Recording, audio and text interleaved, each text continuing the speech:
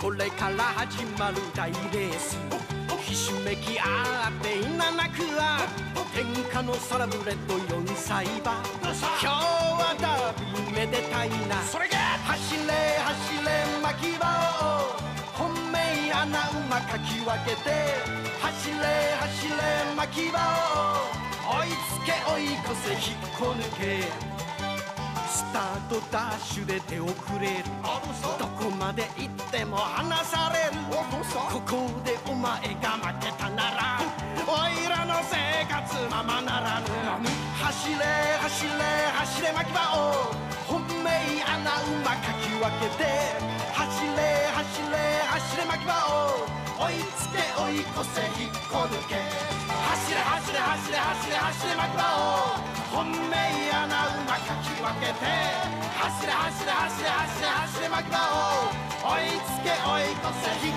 こ抜け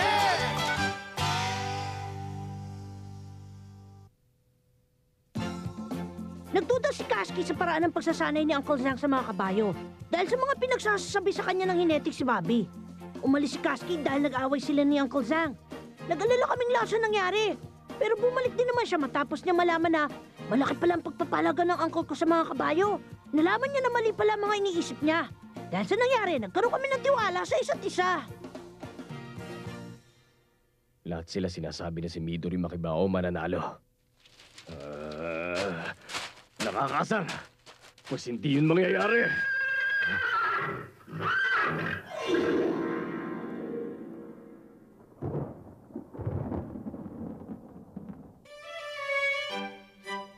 Nahulog ako sa patibong!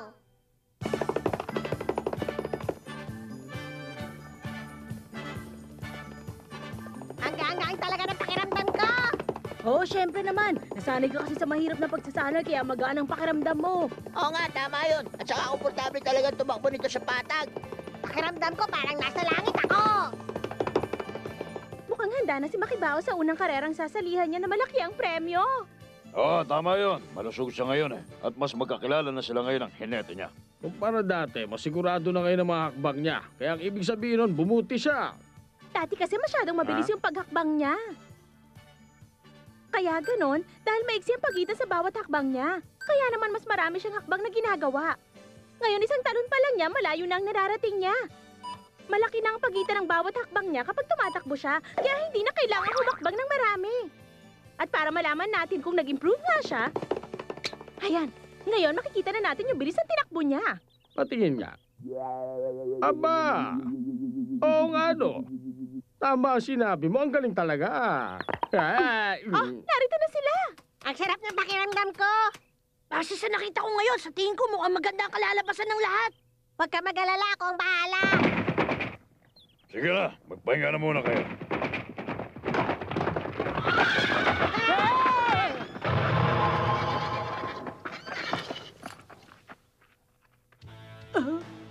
Bobby. Nabalitaan ko maayos daw ang kondisyon ni Midori Makibao. Aba, kung ganun totoo pala ang chismis. Yan na ba ang resulta ng malupit na pagsasanay sa'yo ni Mr. Zhang? Ha? Pasensya na, Mr. Zhang, pero mukha ako yata makakakuha ng panalo na inaasam ninyo. Anong sinabi mo? Sandali lang, sa pagkakaalam ko kasi, hindi ka naman kasali sa mga hinete na para sa mga kabayong 3 taong gulang. Dati yon, pero kasali na ako ngayon. Lumipat ako mula nung mabasa ko marami nagsasabi na si Midori Makibao mananalo sa karera. Ha? Mababa naman ang standard pagdating sa karera. Sigurado ako na ang 3 taong gulang na kabayong to ang mananalo. Galing siya sa ibang bansa. Nanalo na siya dati. Nagpaalam ako sa may-ari na isasali ko siya. Napapayag ko ang may-ari na sakyan ko ang kabayo niya sa kasunduan na hindi matatalo ni Midori Makibao si Nick. Mukhang masaya ang mangyayaring to. Sa unang pagkakataon, matapos na nangyari noon sa kabayo si Superjet, maghaharap na sa susunod na karera ang trainer na si Mr. Zhang at ang hinete na si Bobby. 20 years na ako reporter. Sa wakas, meron na rin akong exclusive report ngayon. Jumides, kunan mo sila! Sige! Mr. Zhang, samantalahin na natin to para liwanagin ang mga nangyari. Ano bang ibig mo sabihin? Hindi mawala-wala sa isip ko na dahil sa pagsasanay mo kaya napilayan noon si Superjet. At kahit na wala kang anumang sinasabi, iniisip mo pa rin na ako may kasalanan, hindi ba? Samantalahin natin ang pagkakataon. Hayaan natin maglaban si Midori, Makibao at si Nick para malaman natin kung kasalanan ko. Hindi, kasalanan nyo na ginawang pagsasanay ni Mr. Zhang. Hindi ka naman siguro tatanggi. Sa hamon ko sa'yo, hindi ba? Malalaman na ngayon kung ano talaga ang totoo nangyari. Malalaman nila malupit ang ginagawa mong pagsasanay kapag nagkaroon din ng pilay si Midori, Makibao sa karera. Sama mo talaga! Maganda yun. Okay, sige, tinatanggap na namin. Teka, sandali lang. Wala akong pakialam kahit sa ibang bansa pag galing ang kabayo mo. At saka, isang beses pa lang yan nanalo, no? Kaya huwag kang magmalaki sa amin. Oo, tama yun! Inaalala ng Mr. Zhang ang kalusugan ng bawat isang kabayo, kaya pinaplano niya ang training program ayon sa kondisyon nito. Sa karera, makikita mo kung anong resulta ng ginagawa niyang pagsasanay. Kasky. Paano? Yun ang usapan natin. Malalaman natin sa araw ng karera kung sino mas magaling. Ay, sandali lang! Kakausapin ka ba namin? Tama bang gawin niyo yun? Wala na akong magagawa. Kahit ano pang sabihin ko kay Bobby, hindi na rin naman mababago ang isip niya. Tsaka, Ha? sa pinapakitang husay ngayon ni Makibao, kahit na sa racetrack pa sila makarating, at kahit na magkaharap pa sila ni Nick, sapat ang kakayahan niya para matalo niya yon. Oo nga, at sigurado magsisisi ang Bobby na yun kapag nanalo kami. Alang-alang sa'yo, Mr. Zhang, pinapangako ko, hindi ako magpapatalo sa karera namin. Okay, sige. Isang round na lang at pagkatapos nun, pwede ka na magpahinga. Maliwanag ba? Haha, maliwanag!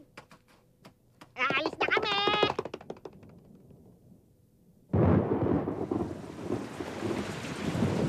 Ha? Naku po, bakit bigla namang umulan?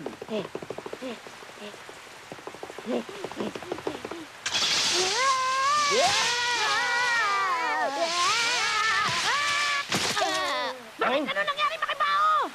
Ano, nasaktan ba kayo? Sumagot ka, Makibao! Makibao! Hindi ako nasaktan, ayos lang ako. Bakit Makibao? Ano ba nangyari sa'yo? Pasensya na, huwag kayo mag-alala. Nadulas lang ako kanina, wala namang nangyari sa akin. Mambira, tinakot mo kami ah. Hindi bale, ayusin ko na ngayon ang pagtakbo ko. Oh, heto na!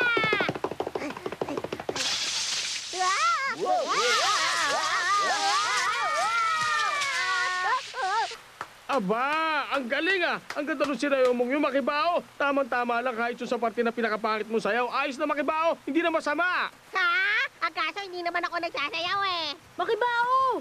Pwede ba, tama na nga yung pagbibiro mo Makibao? Nagpa-practice kami pagkatapos ikaw naman nagsasayaw ka lang dyan. Hoy! Kasky! Makibao! Halika kayo rito! Tingnan mo, mapapagalitan tuloy tayo. Nga. Minsan mahirap talagang pagsabihan tong si Makibao. Hindi ba, Uncle, meron talagang... bakit to, Uncle? Mr. Cha, pasensya na ho kayo, nadulas kasi ako kanina. Tama na. Yun na lang muna sa ngayon. Kasky, mabuti pa, dalhin mo na lang sa loob si Makibao. Ah, teka po, nagbibiro lang naman si Makibao. Ayusin na lang niya pagtakbo niya. Hindi. Alam ko hindi nagbibiro si Makibao. Ha? Makibao, sabihin mo nga sa akin, palagi ka bang natutulas at saka natutumba? Bakit yung tinanong yan? Teka, ano ibig niyo sabihin? Kakasar. Pambira naman, bakit hindi ko man lang yung napansin kagad? Bakit hindi ko naisip na mas maaga kung anong kahinaan ni Makibao? Ang kahinaan niya? Ano? Anong ibig mo sabihin? Malaking problema para kay Makibao ang panahon ng tag-ulan. Dahil hindi lang yun isang malaking problema. Ang mas kinatatakot ko dahil baka hindi na siya makatakbo kapag umuulan. Kung ganun, hindi siya pwede tumakbo pag umuulan. Pero paano kung umulan sa araw ng karera? Anong gagawin natin? Wala na tayong magagawa. Hindi tayo mananalo kapag gano'n ang sitwasyon. Sandali lang, hindi pa naman tayo nakakasiguro kung uulan sa araw na yun, hindi ba? Tama, itatanong ko kung anong panahon meron sa araw na yun. Kung palagi nadudulas si Makibao pag umuulan, siguro mayroong problema sa kanya. Ang mabuti pa, maghanap tayo ng veterinaryo na titingin kay Makibao. Teka, Mr. Zhang, Oh, bakit? Ano yun? bigla akong naalala, noon palang nanalo si Nick sa karera na sinalihan niya para sa mga 3 taong gulang na kabayo. Ang pagkakaalam ko, malakas ang ulan nung araw na yon. Anong sabi mo? Napakabilis mo ng takbo ni Nick. Sa sobrang bilis ng takbo niya, hindi mo akalaing umuulan. Paparating na po ang pangalawang kabayo. At layo na makita nila. Talagang kakaiba po si Nick. Hindi man na siya nahihirapang ipanalo ang karera. Tuwang-tuwa naman ang hineta niya si Bobby. Kumakaway siya ngayon sa mga tagahanga niya. Masasabing maganda ang naging team up ng hineteng si Bobby at ng kabayo si Nick. Pero may nagawa silang record na mas mabilis ng 0.1 second at sila pa rin ang nanalo. Hindi natin masabi kung resulta yun ng maulan na panahon. Kaya pag umulan sa araw ng karera, siguradong makakalamang na agad si Nick. Ang sabi nila uulan daw! Uulan daw sa araw na yon! Ang sabi nila sigurado raw na maulan ang panahon dito! 1 linggo magmula ngayon! Paano yan? At saka meron pa pala! Alam daw ni Mr. Styro at ni Mang Bobby na uulan daw sa araw ng karera. Kaya nagdesisyon sila kaagad na isali si Nick sa karera dahil alam nila magiging panahon. Tapos na tayo ngayon. Kaya pala pinuntahan tayo ni Bobby, tinamo na lumaban sa kanila sa karera. Ibig sabihin, niloko niya ako.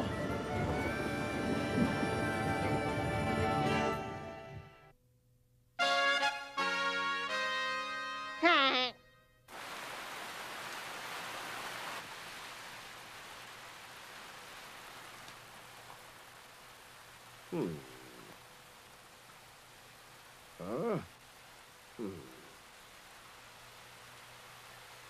Naiinip na ako ha. Doktor, kumusta na ba siya? Wala naman ako nakikita problema sa kanya. Pero doktor, bakit ang daling madulas ni Makibao? Sa palagay ko, dahil sa masyado malaki yon. Ay, sabi ko na nga ba eh. Ha? Marami rin na nagsabi sa akin na masyado malaking parte na yan. Tingnan nyo, kayang-kayang ipasok ang kamao ko rito. Ngayon lang ako nakakita ng ganitong butas ng ilong. Hindi ako nakahinga ron na. Nakakapagtaka. Wala namang koneksyon na malaking butas ang ilong sa madaling madulas, ha? Wag mo akong pahiran! Sino ba may sabi sa'yo na yung ilong niya tinutukoy ko? Hindi naman yun ang ibig ko sabihin! Hindi ilong niya sinasabi ko, kundi yung paa niya. Ha?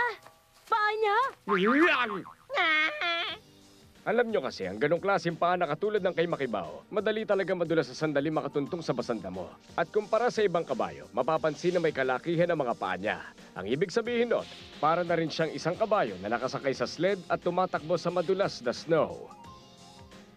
Pero doktor, ang ibig niyo bang sabihin, dadali na ni Makibao ang kahinaan niyang yun habang nabubuhay siya? Wala na ba siya magagawa kapag umuulan? Oh, wala na nga siya magagawa. At hindi lang yon, imposible rin na makatakbo si Makibao kapag umuulan. Ang masasabi ko lang, para na rin sa ikabubuti mo, huwag mo na uling pilitin pang tumakbo para hindi ka na masaktan. At dahil dyan, ibig sabihin kailangan na nating umatras sa karera. Sandali, Mr. Zhang. Kung ganun, sinasabi mo bang hindi na rin makakasali si Makibao sa pinapangarap niyang karera dahil pumapatak yun sa New Moon, ganun ba? Saka ako na lang yung pag-iisipan pag malapit na. Ang kaso, kapag napilayan niyo yun sa Makibao, hindi na tayo magkakaroon ng panahong isipin yun. Habang buhay na niyan dadalhin ng trahedya. Huwag kang pabigla-bigla ng desisyon. Sa pagkakataon to, si Bobby ang lumalapit at tinamo ka. Kaya hindi ka pwedeng umayaw dahil sigurado pagtatawa ng kanya. Ayos lang sa akin. Tumawa siya hanggang gusto niyan tumawa. Meron ba magagawa ang pride kapag nadulas si Makibao sa pagtakbo niya? Sino ba manadagot pag nasaktan siya? Mr. Zhang, At saka kahit na konting pasanga lang sa tatakbuhan ni Makibao, malaking problema na yon para sa kanya. pero kayo lang naman ang nagpapalala sa sitwasyon. Baka pwede pang maayos ang pagtakbo ko kung masasanay ako tumakbo kapag umuulan. Sige, susubukan ko! Huwag Makibao! Alam ko makakatakbo ako ngayon. O kaya, ayos naman ang pagtakbo ko ah. Kaya kong tumakbo ng mabilis kagaya nito kahit na umuulan.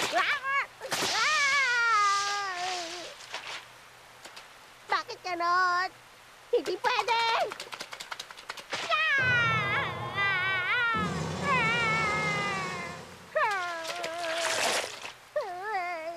Ba't ganon? Bakit hindi ko magawa? Bakit hindi ko magawa tumakbo?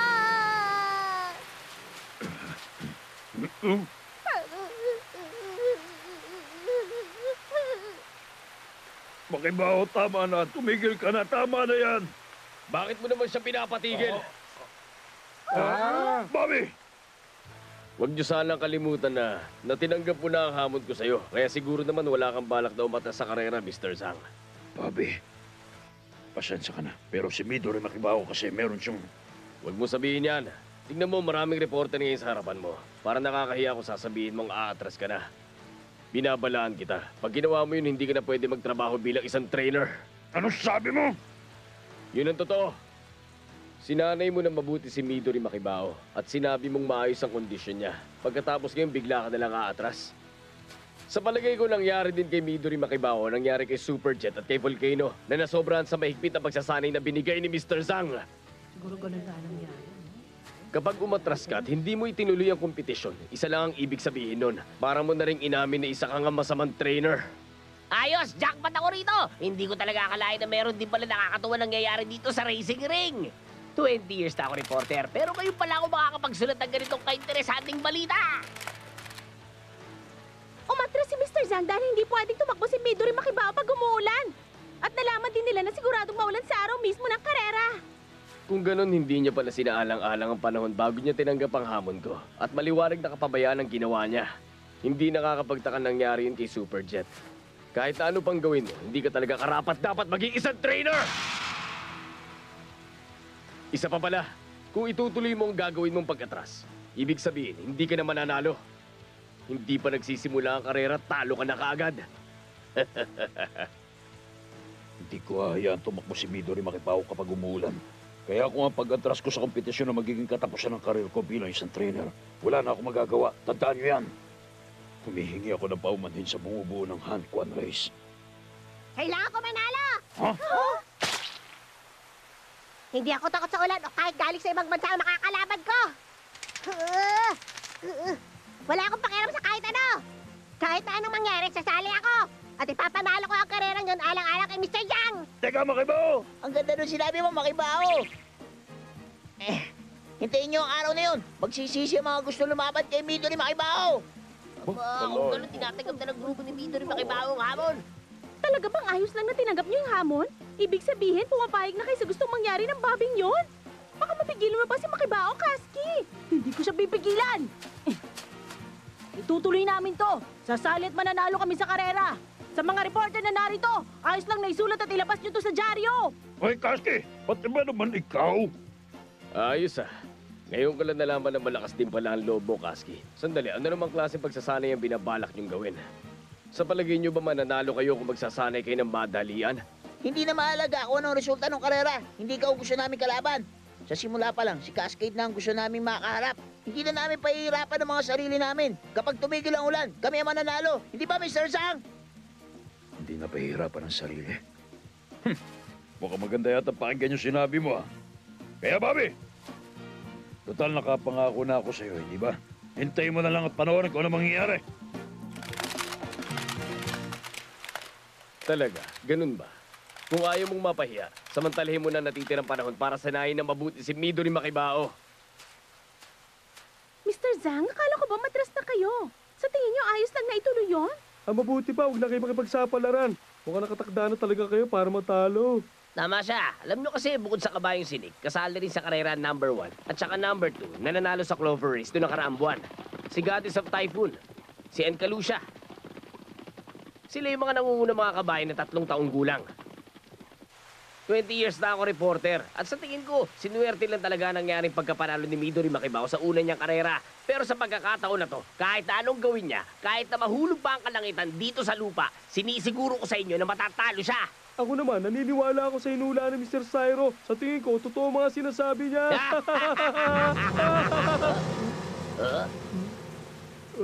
Sige, dyan na kayo ha. Alis na kami. Pag sumali tayo sa karera, mananalo tayo. Kaya dalawa, Makibaho, Kasky.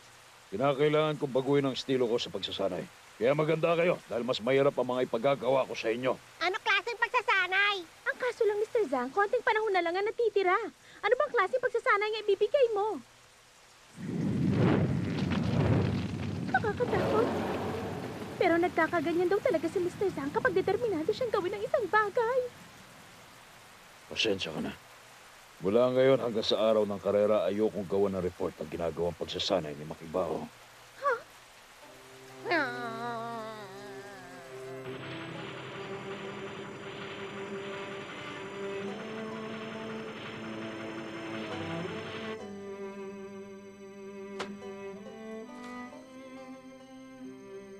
Superjet. Ako ang tama, hindi ba Superjet? Ako ang siya nagsasabi ng totoo.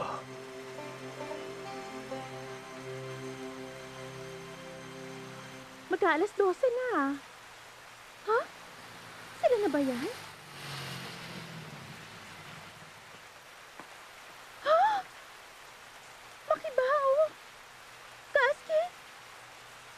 kasing anak. Bakit kaya? Ano kayang nangyari sa kanila? Pataro! Ano bang klase magsasanay pinagawa kay Makibao? Huwag niyo na itanong sa akin. Dahil wala rin akong alam. Pero Mataro,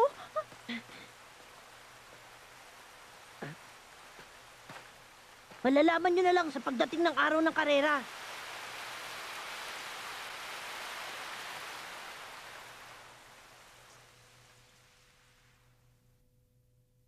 馬並みなのね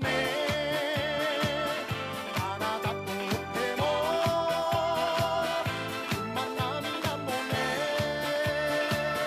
私は鳥太いというのなら見せてやろうか肝っ玉硬い硬